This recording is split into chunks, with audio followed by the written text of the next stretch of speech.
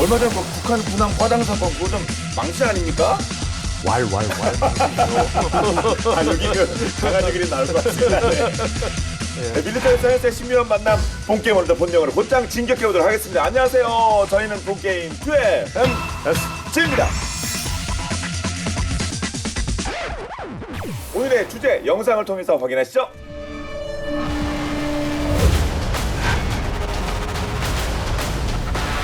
땡글.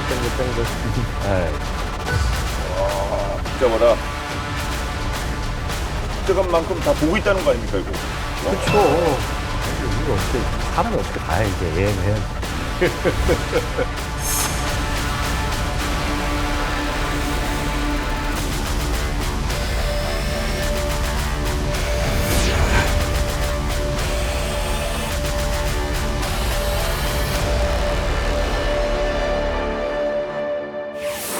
하늘의 지휘소라고 그러죠.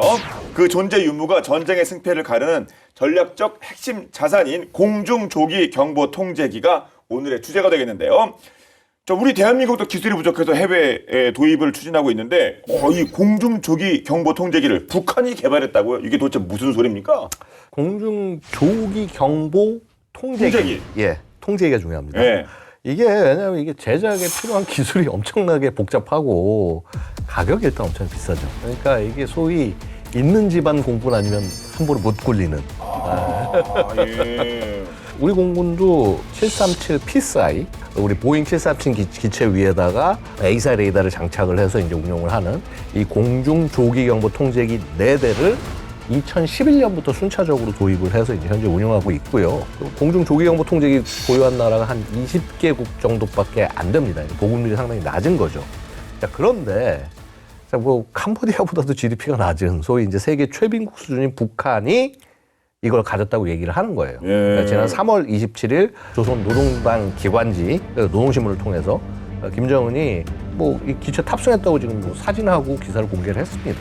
화면만 보면 여기 사진 보니까 장난감 같기도 하고 하여튼 뭐 탑승한 일보 직전인 그림이 나오고 있습니다. 예. 말씀처럼 20여 개국밖에 보유하지 못한 기종이라 이거를 북한이 갖게 된다? 우리가 뭐 깜짝 소식 뭐 이런 건 아니라 미리 감지되고 이렇게 좀 와칭하고 있었겠죠? 예, 뭐 미국은 다 알고 있었고요. 예, 미국은 예, 위성 영상을 보면 이미 지난 2023년 10월부터 개조 작업이 시작이 됐고 지난해 11월까지 이제 레이돔이 장착이 안 됐다가 이번에 장착된 상태가 포착이 된 건데 예. 이제 러시아제 다목적 수송기인 일류신 76의 동체 상단에다가 여기 이제 지름 9m의 대형 레이돔이 장착돼 있는 사진이고요.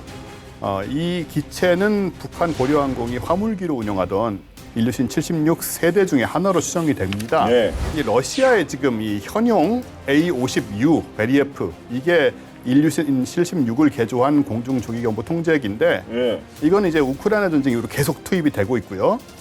근데 이번에 그 엥게스 E2 공군 기지 또 쇄도하는 우크라이나 드론을 제대로 탐지를 못 해가지고 성능이 카탈로그만 하지 못한 거 아니냐라는 예. 의심이 많이 생겼죠. A50인가 그 최근에 2개 터졌다는 그거 아니에요? 그쵸, 그 얘예요? 지상에 있던 거 공격당해가지고 당연히 그렇죠, 얘죠, 예. 대상이죠. 아니, 물론 이제 지상에 있으니까 못 돌렸겠죠, 지상에서. 예.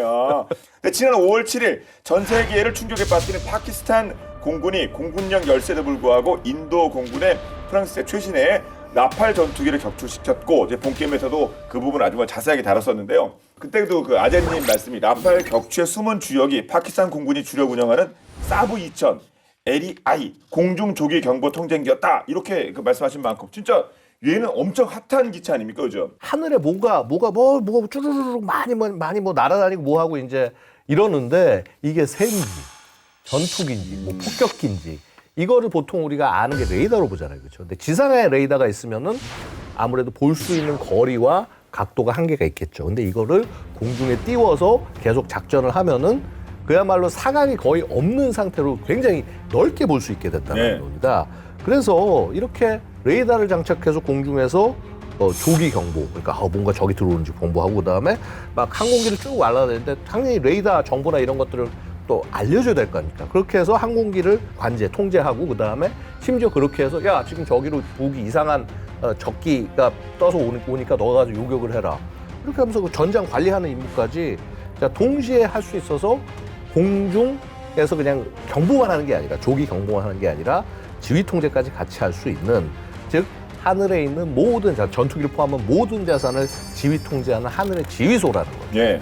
데이터나 이런 것들 같은 것들을 이제 주고받는 게 그냥 말로 입으로 네. 해가지고 해서 이제 야 베어링 어디 뭐 컨택 어떻게 해서 뭐 온다. 사실 음성 통신과 이제 이런 거에 주가 되지만은 이게 이제 이 조기 경보기가 들어오면서 링크 16이라고 통해서 이제 데이터 통신 같은 게 같이 딱 되니까 순식간에 여기 딱 탐지하면 곧바로 전투기가 자기 레이더 안 돌려도 딱 뜨는 거예요. 지난 시간에 저희가 들었던 데이터 그쵸. 링크 뭐 데이터 그런 링크, 거겠죠. 그쵸. 예, 예. 자, 그렇게 해서 이제 이런 것들이 가지게 된다라는 거고, 자, 북한이 자, 이거를 가지게 됐다? 물론 이런 정도의 데이터 링크까지 갖추는지 모르겠습니다만은, 자, 일단은 지금 북한은 자신들이 엄청난 공군력을 가진 모습들을 보여주려고 그래요. 그래서 이번에도 조기 경보기 띄웠을 때 조기 경보기만 보여준 게 아니라 글로벌 호크 있잖아요. RQ4 고고도 정찰용 무인기, 그거랑 거의 똑같이 외양상 그렇게 다르지 않을 그 무인기와 그 자폭 무인기로 전차 장갑차 공격하는 그런 거까지 시험 다 보였다는 말이죠. 예. 이거 영상 나오는데 이게. 그렇죠. 지금 이 자폭 드론이 가서 공격을 하는, 그래서 이렇게 터지는 이런 모습들을 지금 묘사를 한 거죠. 지금 이제 이게 뭐 비싼 모형은 못 쓰고 판자떼기 같은 걸 만든 것 같은데.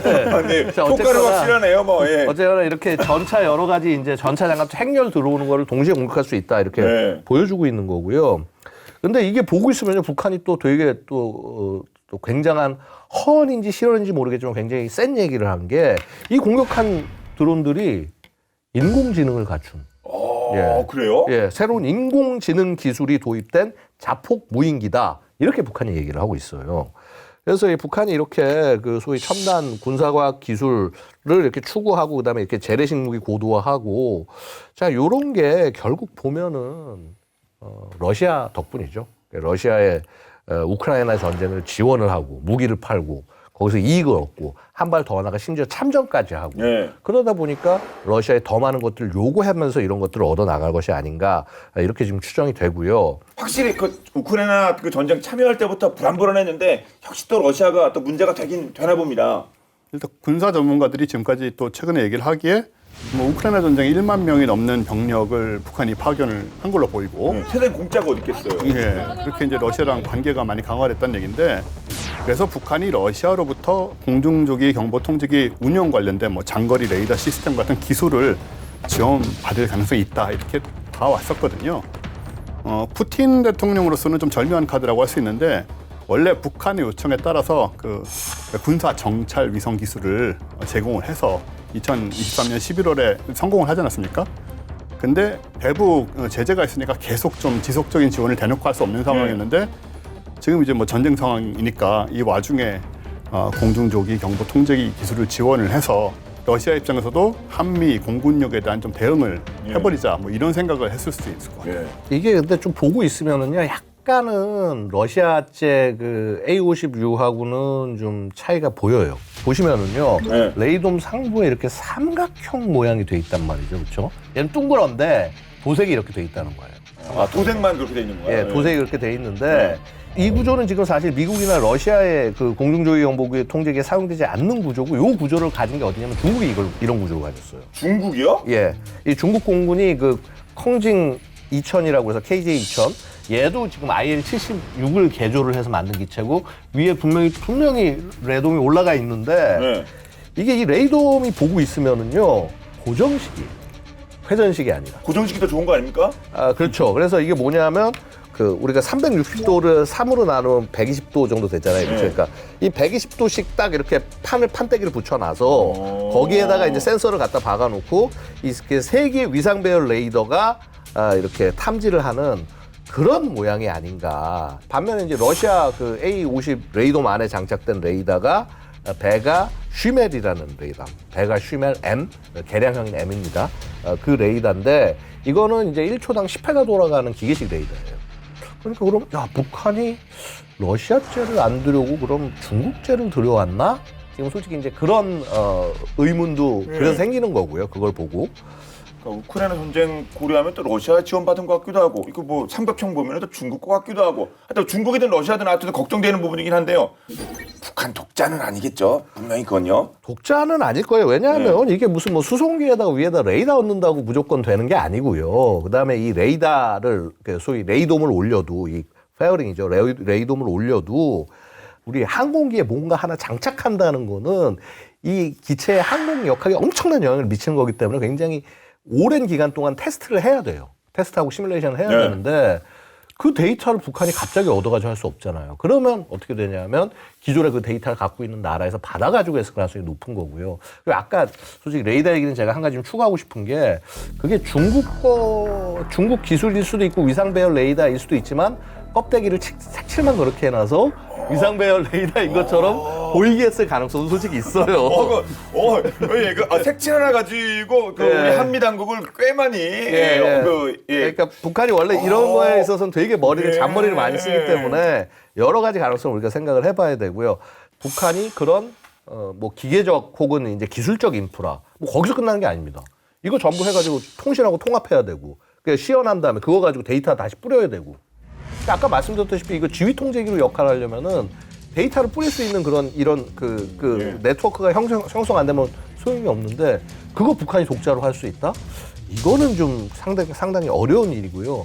이게 뭐 단순히 북한 문제뿐만 아니라 우리도 마찬가지고 뭐 심지어 뭐 이렇게 자국산 무기에 대해서 제일 좀 약간 자부심이 좀 과한 나라 중에 하나가 프랑스 아닙니까? 아, 그렇죠. 예. 그래서 이제 뭐 라팔 팔렸니 아니요 그래 그 얘기도 하긴 하지만은 그쪽 연타로 받고 있습니다. 최근에. 예. 근데 그 프랑스 공군조차도요. 이거 프랑스 뭐 전투기 독자로 만드는 나라가 조기 경보기를 독자로 안 만들어요. 예. 그리고 이거를 미국제 E3 이제 F형 폭스로청하고 이제 아니면 이제 해군 그 E2C E2 찰리 버전 이렇게 해서 자기 나라 하늘의 눈을 미국제를 직구매해서 쓴다는 거예요. 이거 성능이 나오고 일단 통합하는데 필요하니까. 그래서 이게 역시 굉장히 돈과 노력이 많이 들어간다니까. 프랑스가 아예 못 만든다 이건 아니고 프랑스가 아마 만들려고 했으면 만들긴 만들었을 거예요. 예. 그런데 미제만큼 성능 안 나오니까 야, 그 돈 들여서 이렇게 하느니 그냥 사와. 이렇게 되는 거죠. 예. 솔직히 북한은 공군 진짜 6.25 때 사용된 박물관에 있어야 될 그런 기체들을 아직도 운용하는 것으로 알고 있는데 그런 만큼 한 방에 그런 구도를 역전하기 위해서 이렇게 공중 조기 경보 통제기를 만든 것이 아닌가라는 생각이 드는데 완성도 이건 어떨까요? 사실 뭐 그게 문제인데요. 네. 뭐 레이더를 붙여놨으면 뭐 이게 진짜든 가짜든 제대로 쓸 수 있느냐 뭐 이런 문제들이 있는 건데. 그렇죠. 바탕하면 안 되는 거 아닙니까? 예. 북한이 이 기체를 공개한 후에 우리 군 합참에서는 굉장히 둔중하고 요격에도 취약할 것 같다는 그런 얘기를 했어요. 좋은 먹잇감이 될 수도 있겠군요. 예, 사격감. 그리고 정상 운영이나 효용 측면에서 평가를 해야 된다. 이런 네. 좀 비판적인 얘기가 나왔고요. 일단 그 위상 배열 레이더부터 보자면 이게 저게 이제 진짜라는 가정 하에서요. 위상 배열 레이더의 탐지 거리는 방사소자의 에너지 효율하고 개수 그리고 전기 출력 여기에 비례해서 넓어지게 되거든요. 네. 근데 이 중에서 제대로 기능을 하려면 이제 높은 출력의 전력이 공급이 돼야 된다라는 부분이 그래야겠죠. 예, 이게 네. 굉장히 중요한데 러시아의 A50U나 중국의 KJ-2000 같은 그 일류신 76 기반의 공중 조기 경보 통제기는 전부 신형 PS90 터보팬 엔진을 쓰고 있습니다. 이 경우에는 이제 추력이 38,400파운드, 그러니까 17,400kg 정도 되거든요. 네. 근데 북한의 이 일루신 76 개조기는 이거보다 구형인 D30KP2 터보팬 엔진을 쓰는데 이게 출력이 떨어지는 거죠. 예. 그래서 출력이 26,460파운드니까 12,000kg, 그러니까 5톤 이상의 추력 차이가 나게 돼요. 그러다 보니까는 추력도 추력이지만 이제 이걸로 전기도 생산을 해야 되니까 전력 생산 면에서도 PS90 엔진에는 훨씬 못 미치는 상황이고, 그럼 결국은 이 북한의 조기 경보기가 발전량이 부족해서 오히려 그 제대로 가지고 있는 성능을, 레이더의 성능이 좋다고 해도 활용을 하지 못할 상황일 수 있고, 그렇겠네요. 예, 예. 그래서 기계식 레이더를 사용했던 그 구형의 A50이나 비슷한 수준으로 동작을 하지 않겠느냐, 이런 생각을 할 수가 있고요. 그럼 이제 이걸 보완하는 장비가 달려 있어야 되는데 다른 나라의 조기 경보 통제기들은 통상 그 ESM 안테나 혹은 뭐 피아 식별 안테나를 메인 레이더하고는 별도로 장착을 하거든요. 네. 중국의 이제 이게 KJ-2000입니다. 여기하고 비교했을 때 위성 통신 시 안테나를 수용하는 그 조정석 뒤에 돌출부 이 부분 뭐 이렇게 튀어나 있잖아요. 이렇게. 예. 저 오른쪽에 보시는 그 북한산에는 없다. 그러네. 이게 무슨 뭐 포샵으로 지운 거 아니면 확실히 없어요. 그냥 깔끔하네요. 예. 예, 그 통제자를 빼고 네. 그러니까 공중 지휘소 능력이 없는 그냥 AW, 즉 단순 조기 경보기로 만들어진 것이 아니냐. 그래서 하늘에 떠 있는 레이더 기지 정도로만 활용이 되는 게 아니냐라는 결론을 좀 내릴 수 있을 것 같습니다. 예, 그러니까 공중 조기 경보 통제기, 영어로 AEWNC, 에어본 얼리 워닝 앤 컨트롤. 그러니까 컨트롤이 좀 빠진 건데, 그러니까 당연히 조기 경보기와 조기 경보 통제기, 이건 뭐 차이가 날 수밖에 없네요. 컨트롤이 빠지는데요. 그럼요. 차이가 굉장히 크죠. 네. 그러니까 조기 경보만 가능한. 네. 그래서 레이더로 컨택하고 해가지고 하는 요것만 가능한 항공기. 그 다음에 AWNC 공중 조기 경보 통제기. 이거는 여기에 관제 설비, 그러니까 이제 소위 공중 지휘 통제를 할 수 있는 그런 것들이 들어가 있는 그런 기체인 거죠. 그러니까 이거 굉장히 손쉽게 얘기할 수 있는 게 뭐 차이를 보면 아시냐면요. 그 미 해군이 쓰는 E2 호크아이라는 기체와 예. 그다음에 우리가 잘 아는 E3 센츄리 요 두 개의 기체가 있잖아요. 근데 보면은 E2는 굉장히 작죠. 얘는 조기 경보기예요. 이게 안 됩니다. 관제가 안 됩니다. 통제가 안 되고 레이더 컨택을 해서 온 그 데이터 재원들을 지상의 지휘소로 보내서 이제 거기서 비행단 혹은 이제 방공부대로 전달을 하고 혹은 항모로 보내고 이제 이렇게 되는 건데 E3는 어떻습니까? 그 707 기체 엄청나게 큰 기체에다가 그게 달려 있잖아요. 그러니까 그건 뭐냐면 지휘 통제 시설이 그 안에 들어가 있는 거예요. 그래서 자료가 딱 거기 모이면은 그냥 거기에서 분석하고 한다면 어느 기체 어느 기체 절로 가 하면서 관제를 직접 거기서 하는 거예요. 공중에서. 그러면서 2명 외에 항법사와 엔지니어 총 4명 탑승까지 포함을 해서 그 이외에 13명에서 18명까지 항공 관제사가 타서 레이더도 조작하고 그 정보를 아군 항공기에 전달하는 임무까지 다 하는 거죠. 여기서 지휘 통제하는 거예요. 그냥. 그 괜히 비행기 그 사이즈가 차이가 나는 게 아니군요. 그게. 경보기는 뭔가 그냥 이 정보를 갖다가 이게 한번 갔다가 다시 이제 소위 이제 3쿠션으로 와서 다시 가다 보니까 이게 직접 대응이 안 되죠. 근데 예. 이런 그 공중 조기 경보 통제기는 뭐가 되냐면은 자 여기서 항공기에서 레이더를 키지 않고 여기서 보는 레이더로 저걸 탐지를 하면 그 데이터를 가지고 딱 보낸 다음에 여기서 자 너가 저거를 공격해 관제까지 거기 그 현장에서 곧바로 할 수 있는 거거든요. 원래 항공기가 보통 드러나고 적에게 탐지되는 게 레이더 켜가지고 해서 얘 움직이고 있네, 얘 통신하고 있네. 네. 그러면은 얘가 적에게 적샘, 그러니까 지대공 미사일이나 적 요격 항공기에다 격추가 되는데. 이거 쭉 숨기고 있다가 데이터 딱 받아가지고서 빵 쏴버리고 그냥 빠져나와 버리면은 이게 엄청나게 공격하는 기술도 안전해지는 거죠. 근데 이제 문제는 북한인데, 자, 이게 지금 제가 말씀드렸던 이 데이터 링크가 과연 북한이 이런 기술을 보유하고 있을까? 이게 이제 의문인 거죠. 게다가 만에 하나 북한이 그 기술을 받았다고 하더라도 거기서 끝나는 게 아니에요. 아까 말씀드렸다시피 공중 조기 경보 통제기뿐만 아니라 전투기도 얘랑 통신을 할 수 있어야 되잖아요. 데이터 링크 통신을.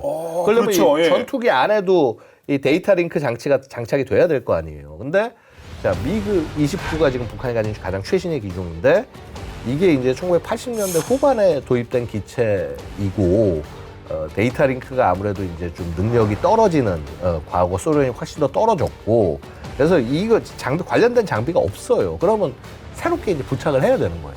북한이 뭐 이거를 뭐 못한다라는 얘기가 아니라 결국 그 능력을 그대로 활용을 하려면은 역시 또 항공기 개조까지 전투기 개조까지 같이 다시 다 들어가야 된다는 얘기고요.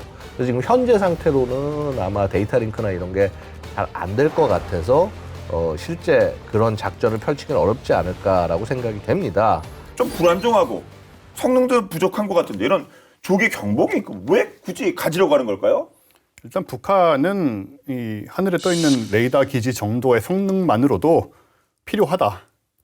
그런 장비로 충분하다 일단은 뭐 이런 입장인 것 같고요. 뭐가 필요한 걸까요 그러면 그게?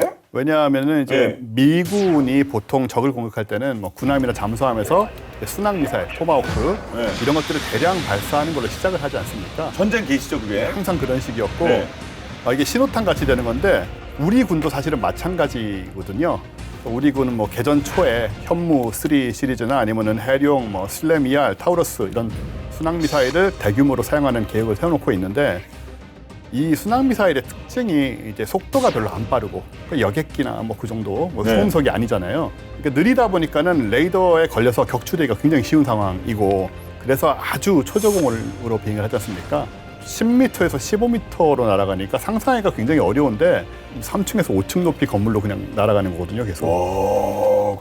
예, 그게 된다는 게 신기하죠. 예, 그죠. 기술도 대단하긴 합니다만. 네. 근데 이렇게 지면에 가깝게 비행을 하다 보니까 뭐 지형 지물이나 구름, 새떼, 기타 등등하고 헷갈려서 사실은 레이더의 탐지될 확률은 굉장히 낮아지는데 북한의 입장에서는 지상에 배치된 일반적인 구형 레이더로는 탐지가 사실상 안 된다는 거예요. 아, 그렇겠죠. 예, 그러니까 이게 사실 굉장히 공포의 대상이었던 네. 것이고 못 본다 우리는 일단. 아예 못 보니까 모른다. 예. 그러니까, 예. 근데 하늘에서 어쨌든 간에 뭐 통제가 안 되더라도 레이더 조기 경보기 하나 떠 있으면 이 상황이 달라진다는 거고 북한의 조기 경보기가 A50 초기형 성능만 돼도 탐지 거리가 450여 킬로미터가 되니까 황해도 상공에 떠 있으면 우리 한국의 공중 전력을 대부분 다 이제 확인할 수가 있다, 감시할 수가 있다는 네. 것이고요.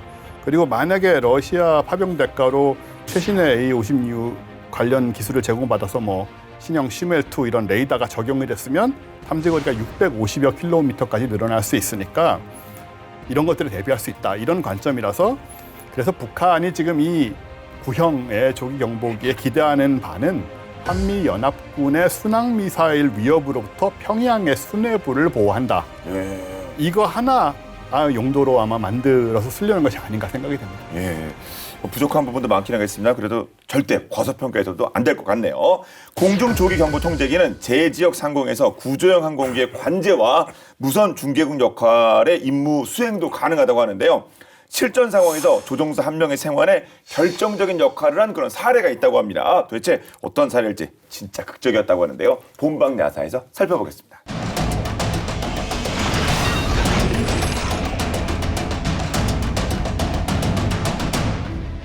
(1995년 6월) 보스니아 적진 한복판에 떨어진 미국인 조종사는 언제 날아들지 모를 총탄 속에서 6일째 버티고 있었습니다. 적의 총구는 사방에 도사리고 있었고 그보다 더 무서운 건 끝없는 굶주림과 갈증이었죠. 생존을 위해 개미를 씹어 삼키고 양말에 고인 땀으로 목을 축이며 하루하루를 버텨냈는데요. 그렇게 죽음과 점점 가까워짐을 체감하고 있을 때 그는 애타게 쫓고 있던 하늘의 눈이 마침내 남자의 생존 신호를 포착합니다. 그리고 그 눈을 필두로 공중과 지상의 모든 전력이 출동됐는데요.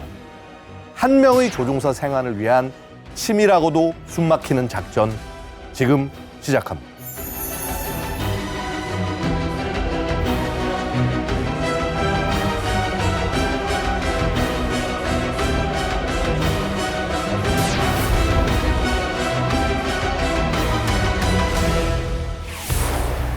그 시작은 1991년 유고슬라비아 연방의 붕괴에서 비롯됩니다. 유고슬라비아는 슬로베니아, 크로아티아, 보스니아 등 서로 다른 민족과 종교가 뒤섞인 다민족 국가였지만 강력한 지도자 요시프 브로즈 티토가 생존한 동안은 평화가 유지됐습니다. 그러나 티토의 사망 이후 억눌려 있던 민족 감정이 곳곳에서 폭발했고 급기야 세르비아계는 보스니아인 이슬람교와 한 정부 아래 살 수 없다는 입장을 내세우며 그들을 상대로 잔혹한 인정 청소를 감행하는데요. 종교, 인종, 영토 문제가 뒤엉키며 이웃이 이웃을 겨누는 끔찍한 사륙전이 펼쳐지게 된 것이죠. 내전이 걷잡을 수 없이 격화되자 서방 국가들은 나토군을 파견해 개입을 시작합니다. 나토군은 민간인 학살과 적의 군사활동을 막기 위해 공중감시에 많은 병력을 투입하는데요.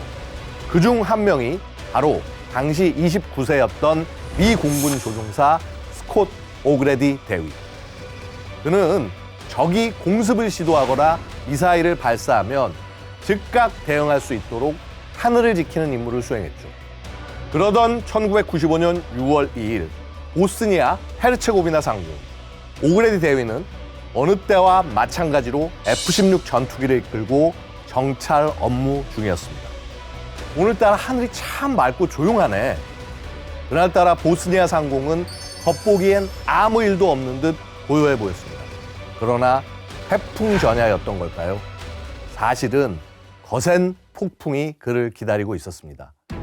세르비아계 병력이 숲과 언덕 곳곳에 지대공 미사일을 몰래 배치해놓고 있었던 것이죠. 그 미사일의 정체는 바로 러시아에서 개발한 지대공 미사일 SA-6 게임풀. 탑재된 3발의 미사일이 마치 악마의 손처럼 하늘을 향해 뻗어 있다고 해서 악마의 세 손가락이라는 별명을 갖고 있었는데요. 숲속 어딘가에서 기습적으로 발사된 미사일은 리드맨이었던 로버트 버튼 윌버 라이트 대위와 윙맨이었던 오그레디 대위의 기체 사이에서 폭발했고 두 조종사가 대응할 틈도 없이 다시 한 발이 오그레디 대위 F-16 전투기 아래에서 폭발합니다. 기체는 그대로 두동강이 났고 화염 속으로 떨어지고 말죠. 비행대장이었던 라이트 대위는 오그레디 대위가 탈출을 했는지 하지 못했는지 낙하산을 펼쳤는지조차 확인하지 못했고 그는 이미 적의 영토 깊숙한 곳으로 사라진 후였죠. 이 같은 사태에 나토의 공군사령부는 발칵 뒤집어졌습니다. 그가 운 좋게 탈출에 성공했다 치더라도 세르비아계가 장악한 구역에서 생존할 확률은 극히 낮을 것으로 판단됐기 때문인데요. 그렇다고 무턱대고 즉각적인 병력을 투입하는 것도 사실상 불가능한 상황이었습니다. 모두가 그를 잃었다고 생각한 그 순간 오그레디 대위는 기적적으로 살아 있었습니다. 기체가 화염에 휩싸이기 단 몇 초 전 사출 자석을 이용해 극적으로 탈출에 성공했던 것이죠. 그는 땅에 착지하자마자 낙하산을 벗어 던지고 곧장 덤불숲 속으로 몸을 숨겼습니다. 숨소리조차 삼킨 채 얼굴을 땅에 박고 비행장갑으로 머리와 귀를 덮어 위장했죠. 그리고 잠시 후 세르비아군이 주변을 수색하기 시작합니다. 이제 그에게는 특별한 생존 전략이 필요했습니다. 그는 미 공군의 생존 훈련 시어에서 배운 교훈을 떠올렸는데요. 함부로 교신하면 바로 적에게 들킨다. 그는 낮에는 무전기를 켜지 않고 밤에 단 몇 초의 정해진 시간에만 극히 짧은 교신을 시도했습니다. 또한 무전기의 송신 출력을 낮게 설정하고 나토군에서 알고 있는 콜사인을 사용해 불필요한 노출을 최소화했습니다. 그러나 6일 내내 계속된 교신은 번번이 실패했고 이제 이렇게 죽음을 맞이하게 되는 것인가 지쳐갈 때쯤 마침내 신호가 닿았는데요.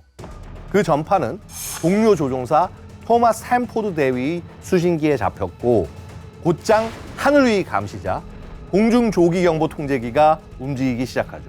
오그레디 대위가 있던 곳은 나무가 울창한 보스니아의 산악 지형이었습니다.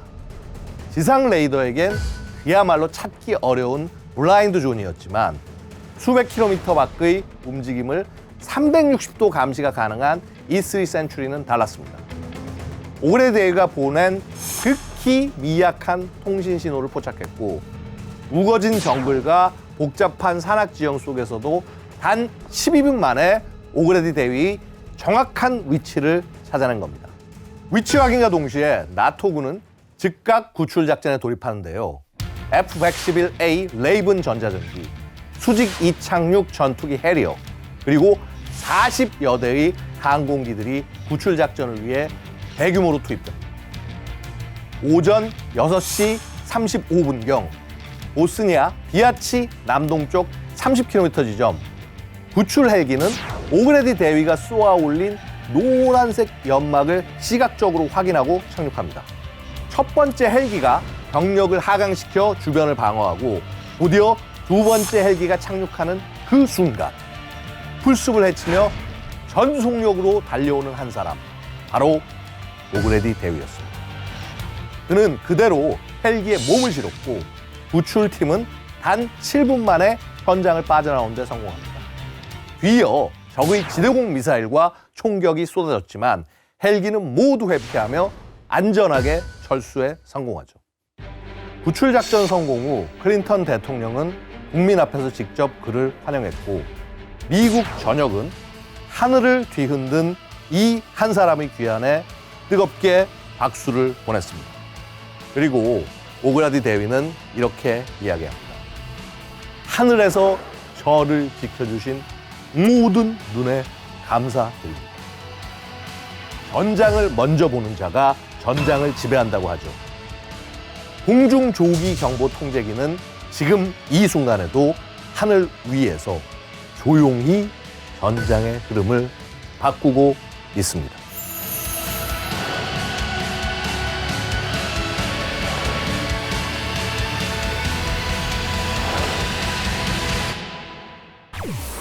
결국 공중 조기 경보 통제기의 정확한 지휘 통제가 그 작전의 핵심 열쇠였다고 하는데 7분 만에 구조팀이 현장에서 빠져나올 수 있었다. 적군에 무슨 뭐 반격도 있다고 하는데 와, 이슬이 대단한데요. 진짜 뭐 이것 여러 가지 요소들을 잘 이렇게 유기적으로 이렇게 엮었나 봐요. 그것도 그렇고 사실 개인으로서도 네. 이분은 벌레를 먹고 빗물 마시면서 6일 동안 적진 한가운데서 우린 할 수 있을까? 아, 네. 그렇죠. 공중 조기 경보 통제기가 100대 있으면 뭐합니까? 해당하는 그 조종사가 못 버티고 심리적으로 네. 그래서 먼저 포기했으면 끝나는 건데요. 예. 그럼 뭐 체력도 정신력도 굉장히 강한 사람이 아니었나 싶습니다. 예. 대한민국 육군 명장 이상이면 다 하는 거 아닙니까 이거?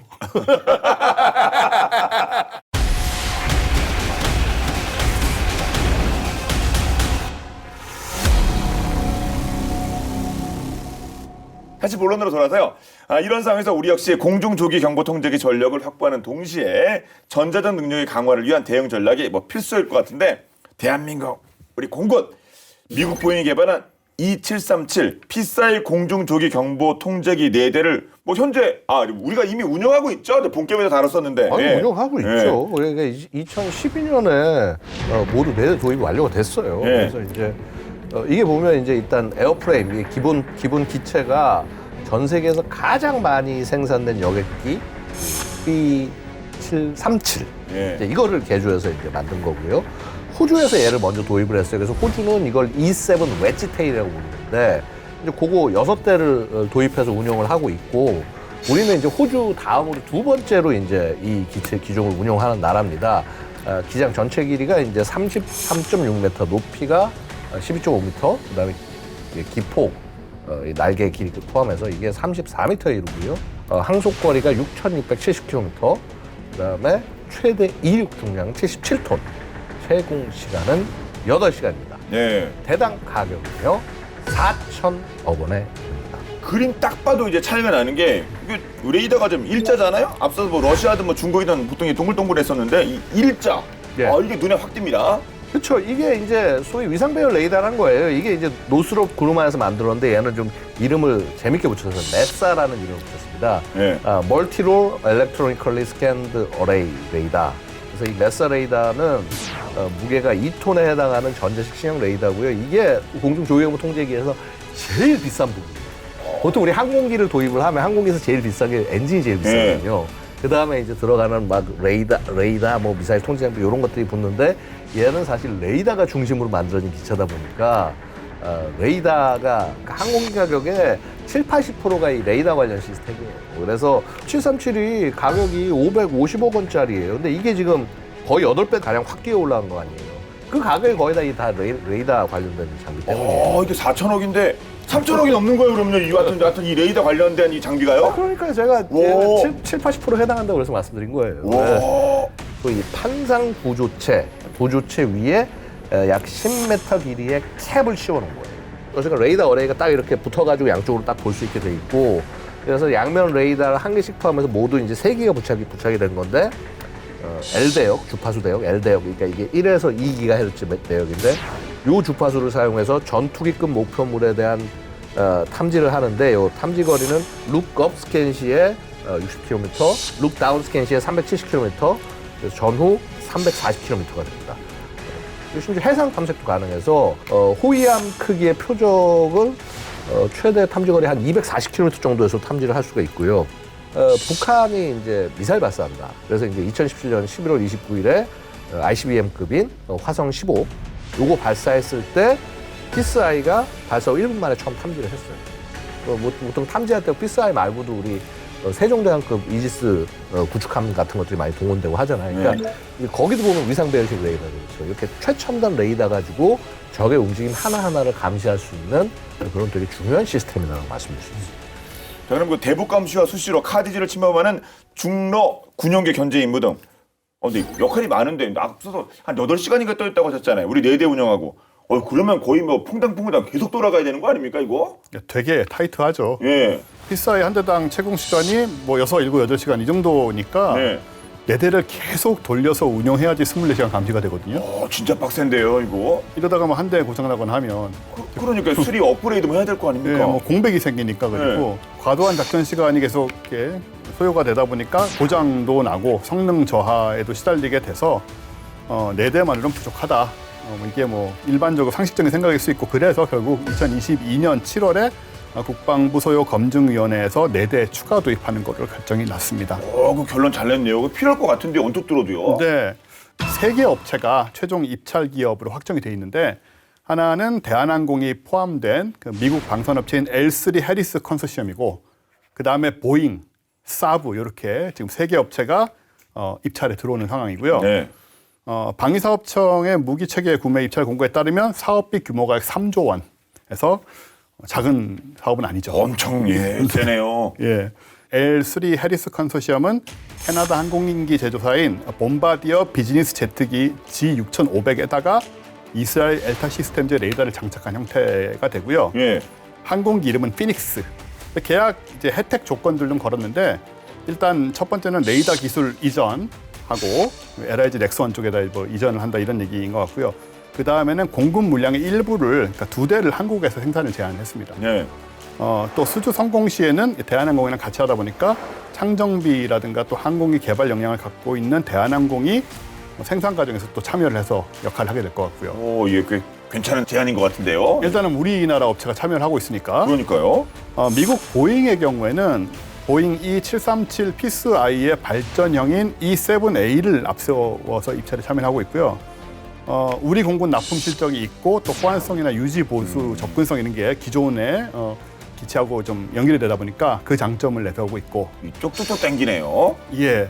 그리고 스웨덴 사브는 L3 해리스와 마찬가지로 이 봄바디어 G6500 기체에다가 사브에서 자체 개발한 레이더인 LEI를 조합한 글로벌 I라는 또 기체를 제시를 하고 있는데 이게 가장 최신 모델이라고 합니다. 예. 그리고 레이더 기술을 이전할 수 있다. 또 레이더를 한국 내에 생산할 수 있다. 또 빨리 공급할 수 있다. 얼마나 빠른지 모르겠지만 우리 앞에서 그런 얘기하는 건 좀 우리의 과연 눈에 맞을까라는 생각이 들지만 여러 가지 각자 좀 어필하는 부분들이 있습니다. 네, 우리 대한민국 위상이 높아진 만큼 이거 파는 쪽에서도 뭔가 좋은 조건을 제시하라고 뭐 서로 애를 쓰는 것 같은데요. 근데 공중조기경보통제기 2차 도입 사업은 국외 구매 방식으로 뭐 진행이 되고요. 방금 말씀하신 것처럼. 그런데 오랜 수건 사업인 전자전기를 드디어 마침내 이거는 국외가 아니라 국내 개발 이 소식이 있습니다.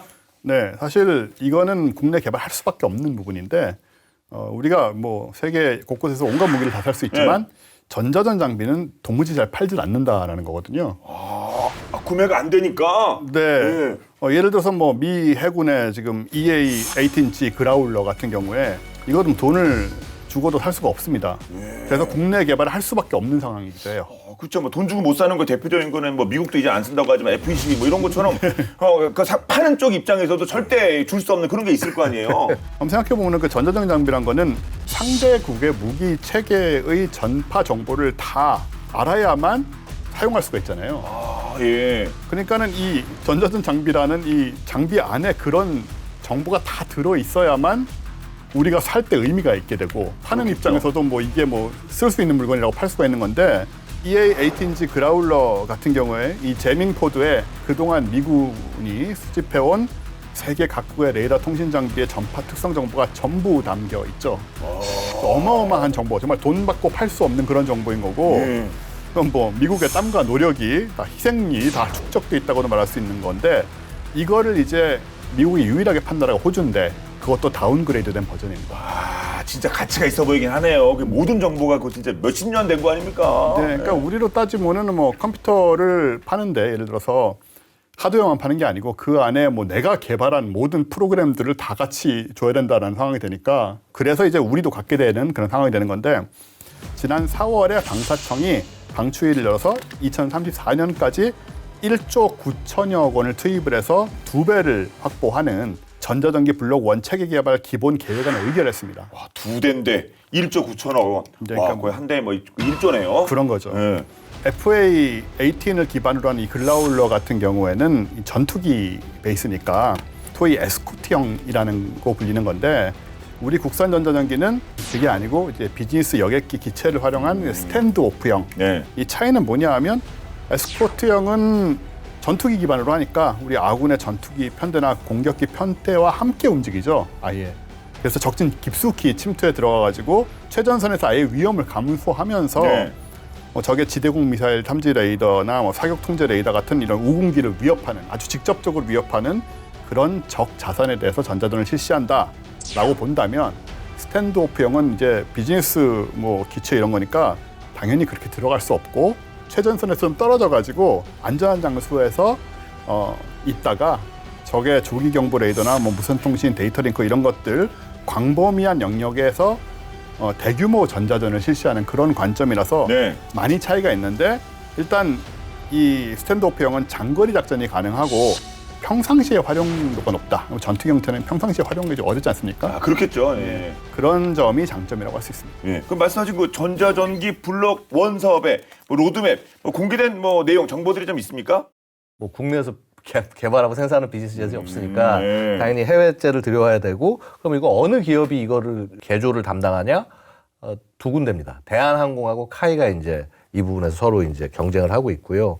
이 두 회사가 눈여겨보는 기체는 그 미국의 걸프스트림 그 G550, 그다음에 브라질의 엠브라에르 E190E2 그리고 프랑스의 그 다소사에서 만든 팔콘 2000 LLXS 이렇게 등이 있습니다. 이 걸프스트림 그 G550은 이스라엘군이 그 운용하는 공중 조기 경보 통제기 ATAM의 그 바탕이 되는 기체입니다. 그래서 일단 성능 검증됐다 이렇게 얘기를 하고 있고요. 자, 팔콘 2000은요. 이거 사실 우리 군에서 그 신형 백두 정찰기를 이걸로 도입해 들어왔어요. 이전에 이제 구형 기체를 쓰다가 이제 한계도 있고 그러다 보니까 쓰다 보니까 사실 이렇게 되면 기존에 우리 군이 쓰고 있는 거를 갖다가 더 도입해서 들어온다 그러면은 아무래도 후속 군수 지원에 효율적일 수도 있겠죠. 물론 유럽제라서 좀 비싸겠지만. 예. 자, 이 190E2 같은 경우는 보세요. 이거 약간 진짜 크죠. 내부 공간이 이제 타겟치고도 굉장히 넓고요. 그러니까 장비를 추가할 수 있고 그다음에 아무래도 장시간 비행하면 할수록 쉴 수 있는 공간이 많죠. 이거 침대 몇 개를 넣을 수 있을까 모르겠다. 이거 여객기 아닙니까? 이거 옆에 유리창만 보더라도 그렇죠. 이거. 얘는 비즈니스 젯보다는 엄청 큰 기체죠. 네. 큰 기체이기 때문에 근데 이제 이게 엠브라이더 같은 경우는 또 우리가 지금 이제 그 수송기를 또 브라질하고 같이 개발하고 하는 게 있으니까 그래서 그런 부분에서 시너지가 날 수 있지 않을까 이런 관점도 있겠습니다. 핵심은 역시 그 안에 들어갈 전자전 장비 아니겠습니까? 국내 업체가 개발하는 게 맞아요. 그렇군요. 예. 그래야 될 것 같습니다. 군업체 개발해야 되고 예. 그래서 이게 LIG 넥스원하고 하나가 하나 시스템이 경쟁을 해요. 예. LIG 넥스원 같은 경우는 아까 말씀드렸던 그 신형 백두 정찰기 사업에 그 안에 들어간 시스템을 LIG 넥스원이 구축을 했고요. 그래서 통신 정보, 코민트라고 그러죠. 그 다음에 전자 정보, 엘린트 요것과 함께 이제 실제 미사일 발사 여부를 판단할 수 있는 화염 탐지 기능이 포함된 계기 정보, 피신트라고 그러는데 요 기능까지 이제 개발을 한 경험이 있습니다. 게다가 바로 여기가 국산화된 그 항공기 탑재용 전자전 장비인 ALQ200 전자전 포드를 여기가 생산을 했었고요. 그 다음에 KF-21 전투기에 탑재되는 통합 전자전 체계를 납품했던 경력도 있어요. 군에서 이제 전자전기 재민 거리로 요구하는 게 250km 정도를 요구할 걸로 보이는데, 자, 이제 이런 성능 전자전기가 이제 5대, 6대가 공격 편대로 이제 배치가 된다. 그러면은 평양에 소위 4중, 심지어 5중 방공망이라고 하는 이거를 순식간에 제압할 수 있지 않겠냐라는 얘기들도 합니다. 그런 관측들도 있고요. 뭐 참고로 이제 그 EA-18G 그라울러 같은 경우는 얘는 이제 전투형에서 빨리 움직이고 기동성이 있긴 한데 재민 거리가 150km 정도로 조금 이제 제한이 되고요. 자, 어쨌거나 군은 이번 사업 통해 가지고 해서 전부 4대의 전자전기를 만들어서 공군에 인도한다. 자, 이런 계획이 있습니다. 전자전기 국내 개발이 말씀드린 것처럼 이제 결정이 됐거든요. 그런 만큼 엄중한 안보 환경과 국민들의 관심 성원 속에서 차질 없는 우리 공군의 선진 항공 전력이 안정적으로 확실히 구축되기를 기원합니다. 자, 끝으로 한 말씀씩 부탁드리도록 하겠습니다. 우리가 최근에 뭐 그 데이터 링크도 그랬고 네. 이 부분을 좀 강조해서 계속 얘기를 하는 분위기가 있는데 사실 저만 해도 자꾸 그 공군 뭐 이런 거 생각하면은 독파이트, 탑건의 그 조종 능력, 그렇죠. 전투기와 폭격기 이런 것만 떠오르거든요. 근데 이제 세상이 바뀌어서 이제는 정말 특히 인공지능도 등장을 하고 뭐 데이터 링크 개념들 이런 게 다 이제 그 못지않게 중요한 시대가 된 것 같고 이 와중에 이제 전자전기라든가 공중 조기 경보 통제기라든가 이런 부분들이 굉장히 중요하다는 거를 좀 뭐 군에서는 당연히 인식하겠지만 우리도 좀 인식을 해야 될 것 같다는 생각이 들고요. 저도 그 파키스탄, 인도 라팔 격추 그거 아니었으면 이 공중 조기용 뭐 통제기 돼서 가치를 뭐 그냥 프로그램이니까 한 거죠. 근데 그렇죠. 확실히 그게 중요한 기체라는 것을 인식하고 오늘 진행을 했습니다. 뭐 공중 조기 경보 통제기, 뭐 전자전기라고 하니까 네. 이거를 뭐 공군 자산으로만 생각하는 경향이 있잖아요. 그럼 어떻게 생각해요? 아닙니다. 이거는 그냥 국가 전략 자산이에요. 자, 통신 먹통되면은 작전 못합니다 요즘. 그래서 결국 이런 전자기 관련된 것, 레이더도 솔직히 이것도 전자기파를 주파수화를 활용하는 거잖아요. 소위 이 일렉트로 마그네틱 필드를 어떻게 지배를 하냐, 이거를 지배하는 군대가 미래를 지배를 하는 겁니다. 근데 지금 우리 상황을 보고 있으면 지금 기체 하나 더 둘 늘리는 거 당연히 중요하고 일단 이게 기반이니까. 그런데 보고 있으면 그나마 지금 공군이니까 지금 전자전기 얘기하고 있고 해군이니까 기본적으로 뭐 소나타 같이 전자전 장비가 들어가 있지. 예를 들어서 우리 가장 큰 세력 중인 이제 지상군, 육군 같은 경우는 전자전 대비 보고 있으면 되게 좀 걱정스러울 정도거든요. 그러니까 이게 뭐 우리가 다영역 작전이 뭐 이런저런 얘기를 하는데 이거가 전부 다 통합이 돼서 해야지 적이 막 뭐 무인기 날리고 공격해 들어오고 자폭드론 날리고 막 자폭드론 수천 개 날라오고 이거 무력화시키는 게 이 전자기파 영역이에요. 그래서 이런 것들에 대해서 우리가 굉장히 진지하게 바라고 국가 전략 자산으로 바라보고 접근해야 되는 지점이다. 자꾸 우리 일반 저기를 보면 야 뭐 미사일 있으면 되고 뭐가 있으면 되지 막 세고 보여주고 막 화력 무기 체계 막 이런 것만 막 너무 집중하는 경향이 있는데 이 사실은 진짜 전쟁은 바로 이런 일렉트로 매그네틱 필드에서 일어난다. 이렇게 말씀을 드리겠습니다. 알겠습니다. 오늘 본게임 여기까지입니다. 본게임은 OTT 웨이브와 지니TV, KFN 유튜브를 통해서 언제든 시청 가능하니까요. 많은 활용 부탁드리겠습니다. 다음 수업 더 화끈한 내용으로 돌아오겠습니다. 지금까지 저희는 본게임 2의 MSG였습니다. 고맙습니다.